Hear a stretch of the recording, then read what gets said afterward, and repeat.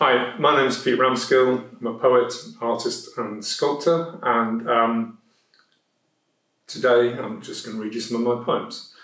This first one was commissioned for an anthology about the future, and it seemed suddenly to become apt in the circumstances that we're in at the moment. It's called Tomorrow Becomes. In all probability, the sun will rise, just like it did today.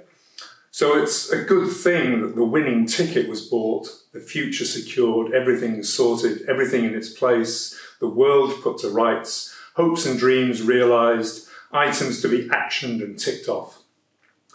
Only a few things slipping by, to be added to the fluff in the seams of pockets, the irritating wish that lingers to be added to the list of things to do when conditions allow, when the situation seems right, not now. Another list of excuses to be drawn up. After all, today just becomes yesterday's tomorrow. These next two poems are quite short. This first one is about where we are at the moment, and it's called In the Darkness. There is beauty, even in the darkness. There is love, even at a distance. There is warmth, even in the coldest place, and birdsong breaks the silence. We receive our kisses as small acts of kindness, and for now, that may have to suffice.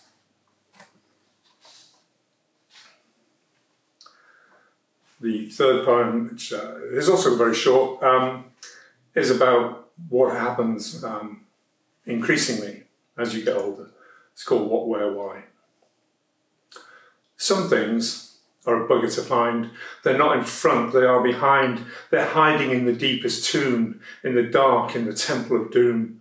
I can see, but I am blind. The thing has slithered from my mind, now hiding in the ghostly gloom. No clue why I came in the room. Hi, my name's Pete Ramskill, and I'm going to read you some of my poems. This first one is about a teacher that I had when I was at school, and he was the most frightening man I've ever met in my life. His nickname was Neck because he had a very long neck, but his name was Mr. Smith. Mr. Smith. Mr. Smith always seemed taller than he actually was. When he stood, you expected him to have to bend under the ceiling, and a military bearing that had his shoulders so far back you thought his chest might crack. A voice that always carried a hint of threat, a hint of violence. The most terrifying man I ever met. Always at the head of the table, barking out pointless instructions, a man who knew the rules, who added a few of his own and wanted them carried out with precision and without question.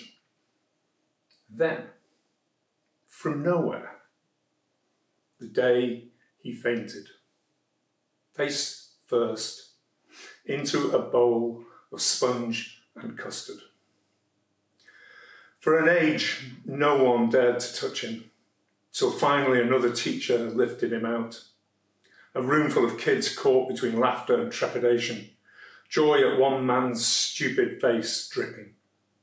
That was the day the fear ended.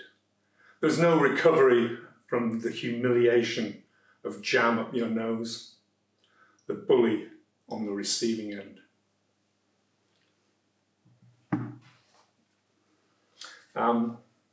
The next poem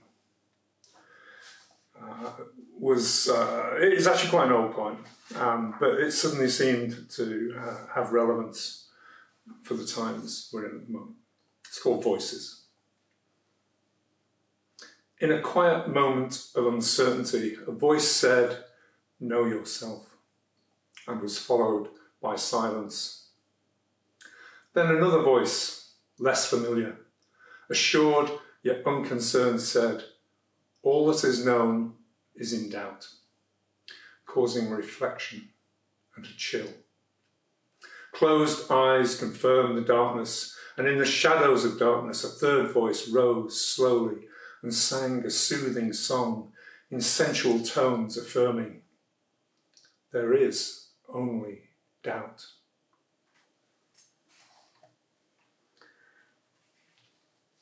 This final poem is very short and doesn't really have a name. Bing Crosby has caused me to sneeze. Dean Martin has made me wheeze. Frank Sinatra gave me fleas. This coronavirus is a terrible disease.